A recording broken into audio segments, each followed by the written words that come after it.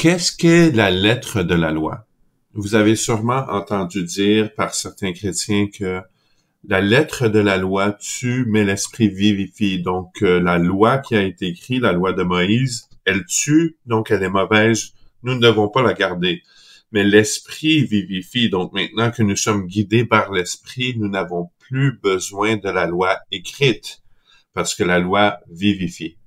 Et puis, cette façon de penser vient du verset suivant, 2 Corinthiens 3:6.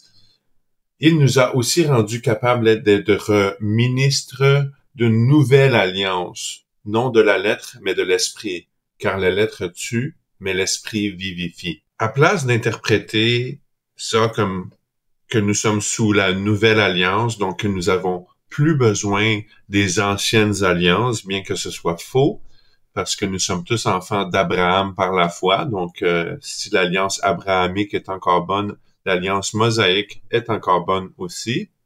Mais, pour revenir au point, pourquoi est-ce que ça dit que la lettre tue, mais l'esprit vivifie? Il y a beaucoup de façons d'interpréter ce passage. Par exemple, aujourd'hui, je veux vous offrir ma façon de l'interpréter. La lettre tue, mais l'esprit donne vie. Qu'est-ce que ça veut dire? C'est que derrière la loi, en tant que telle, la loi qui a été écrite, il y a un esprit. Ce qui veut dire que il y a une intention derrière la loi. Et puis, si on suit la loi à la lettre, eh bien, c'est bien quand même, dans un sens, parce que c'est la base. Mais il y a l'esprit que nous devons respecter en arrière. Nous devons prendre en compte quel était l'esprit ou l'intention qui était communiquée lorsque la loi a été donnée. Parce que aujourd'hui, en 2025, il y a beaucoup de commandements qui ont été écrits qui ne s'appliquent pas aujourd'hui, voyez-vous. Et puis, il y a beaucoup de choses qui existent, qui n'existaient pas dans l'ancien temps, qui n'existaient pas quand la loi a été écrite il y a environ 3500 ans. Donc, si la loi, étant donné 3500 ans passés, ne parle pas de cigarettes, est-ce que ça veut dire que maintenant nous devons, tous les chrétiens peuvent fumer la cigarette? Il y a vraiment un esprit derrière la loi qui est donné. Le meilleur exemple se trouve ici, dans 1 Corinthiens 9, 7-9.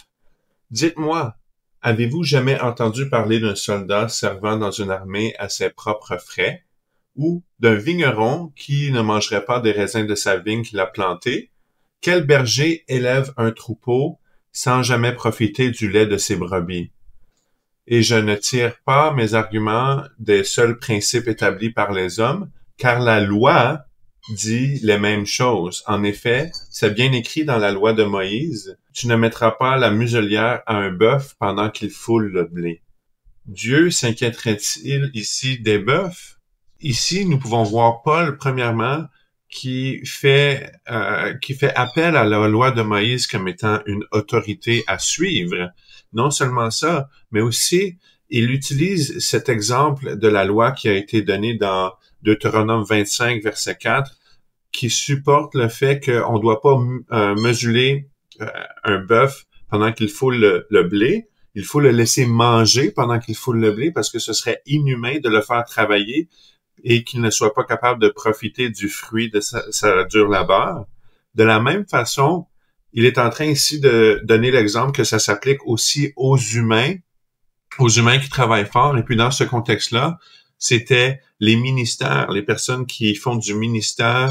Est-ce qu'ils pouvaient avoir un salaire? Est-ce que les anciens des congrégations, les personnes qui dirigeaient les congrégations, est-ce qu'il y avait le droit de vivre de ça? Et puis, selon Paul, oui. Et puis, il utilise la loi de Moïse comme étant une source d'autorité pour démontrer que il y a un esprit derrière cette loi-là qui s'appliquait à un bœuf, mais à vrai dire, il l'applique à un humain.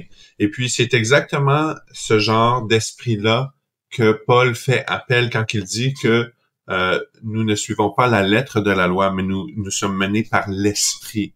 C'est parce qu'il y a l'esprit derrière chaque loi. Et puis, si on suit l'esprit, donc l'intention qui est derrière les lois, on va pouvoir suivre la loi correctement. Même aujourd'hui, en 2025, là où il y a l'Internet, l'intelligence artificielle et beaucoup d'outils qui n'étaient pas là dans le temps que la loi a été donnée.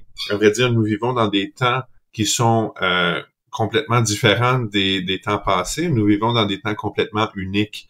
C'est pour ça que c'est très important d'utiliser l'esprit derrière la loi, parce que pas chaque chose est mentionnée dans la Bible, mais l'esprit adresse chaque chose.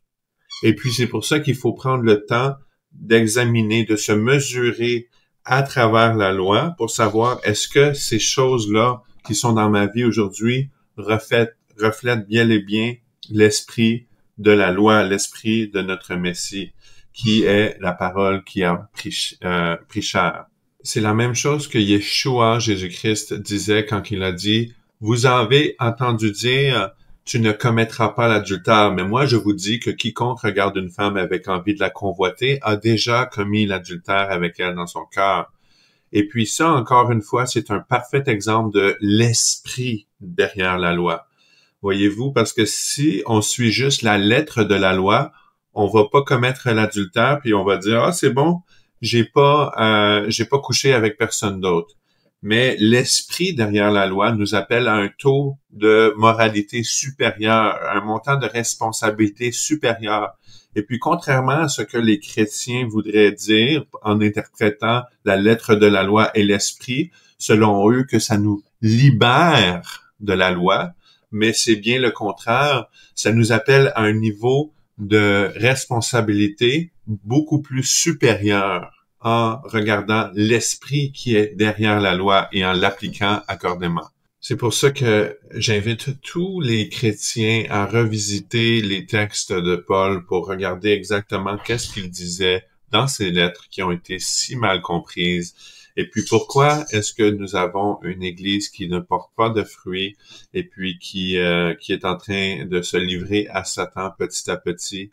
Et pourquoi est-ce que la plus grande religion au monde c'est le christianisme, quand la Bible nous dit très bien prophétiquement que le chemin est resserré qui mène à la vie éternelle. La porte est étroite, peu y entrent, mais large est le chemin qui mène à la perdition et grande est la porte et beaucoup sont qui entrent par là.